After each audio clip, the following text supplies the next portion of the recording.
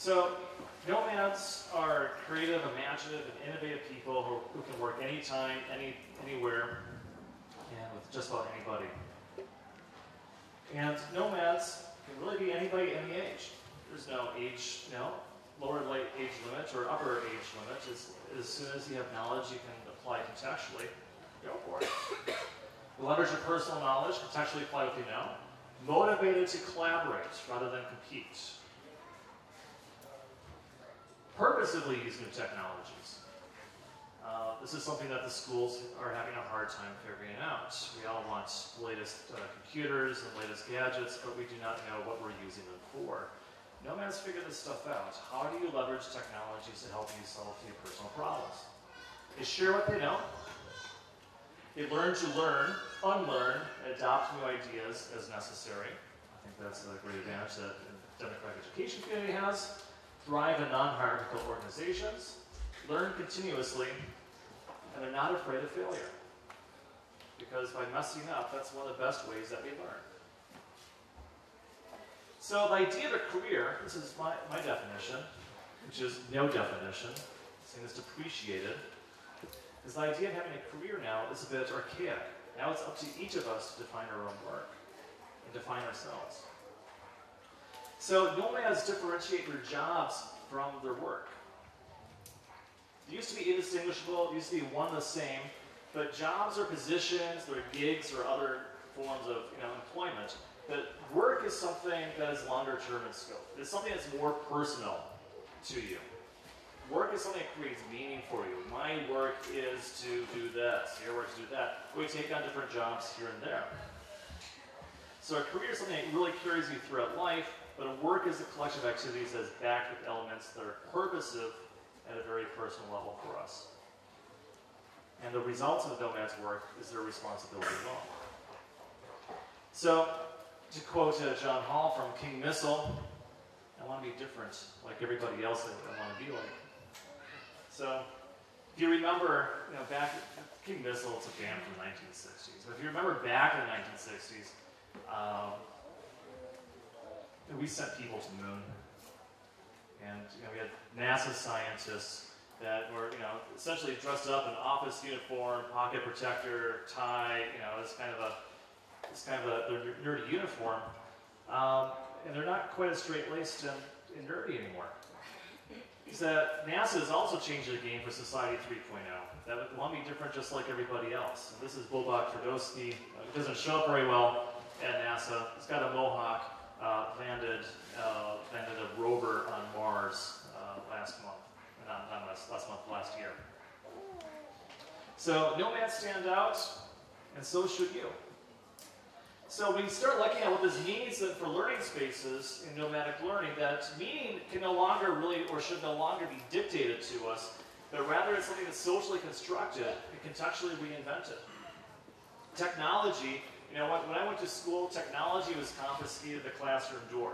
So if I brought, there was iPhones back then, but if I brought an iPhone in with me, I'd be lucky to get it back at the end of the year, right?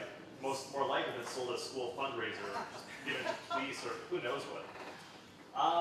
Teaching used to only be done from teacher to student. And as we know here, it can be done from teacher to student, but also student to student to teacher, or people utilizing technologies to co-constructively teach each other. Schools used to be located just in buildings, but it's really, instead of tents, you put schools anywhere. We can embed learning into new spaces. So, using new processes. So you can have a learning experience at a cafe, at a taco stand, and have it recognized. Here's the reality, I think still holds true today. But when I went to school, my parents were really not that concerned about how I was doing, because school was daycare for them. It took care of having to worry about me. For the police, school is daycare, so that they don't have to worry about kids. But a society that's continuously in transformation, continuously changing, schools are places where we can all learn. And that also for adults and others, that we start building a smarter society. So teachers used to be just licensed professionals, but it's really anybody, anytime, anywhere, could be any of us. And it's because we want more co-workers and entrepreneurs rather than factory workers. So I'm a big fan of Ken Robinson's TED Talk. There's a couple of them, but in one he joked about William Shakespeare. Extraordinary guy tossed into ordinary circumstance of an English classroom. I think Nomad Society places all of us as ordinary people into extraordinary situations. That we need to innovate ourselves in institutions that we created to support us. So, how are we going to get there? We've got 3 approaches. One is to focus on soft skills. So, my previous book, which is called Invisible Learning, actually it's not called that, it's called Aprendizaje Invisible because we wrote it in Spanish. So if you read Spanish, it's a free download from aprendizajeinvisible.com. But we explore the important roles of informal and soft learning, skills development, many of which contribute to success in modern organizations or entrepreneurial activities. So soft skills are things that include leadership, responsibility, managing chaos and uncertainty, interpersonal relations, truly understanding risk, intercultural communication. And these are really hard for schools to teach to keep on thinking the old ways. And explicit knowledge is what we're good at teaching, but facts and hard facts are easily communicated through books like this and other technologies. But tacit knowledge is super hard to teach, it's super hard to develop, and it includes the learning by doing and the knowledge related to soft skills. And these 2 combine to form personal knowledge, which makes us unique individuals. So we look at technologies in education, for example, because I'm very much a nerd.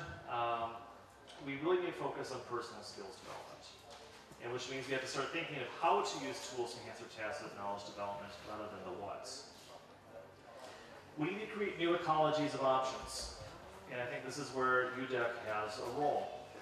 This requires taking risk, right? There isn't just one mode of education, as you guys know, but rather there's quite a bit.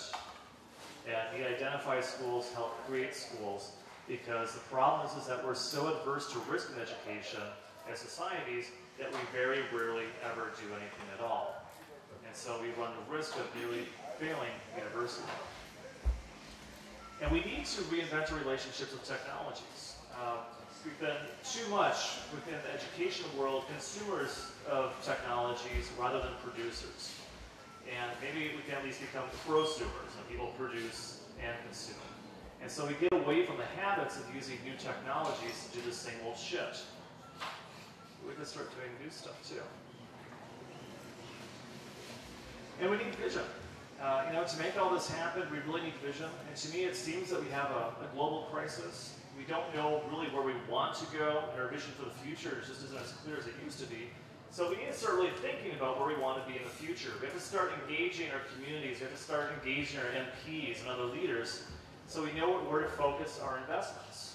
We know where to focus the conversations and our actions.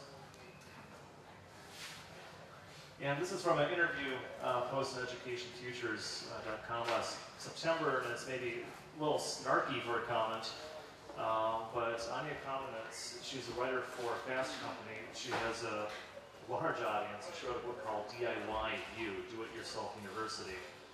And that perhaps we should start taking a serious look to the future and take a very pragmatic approach when dealing with legacy institutions.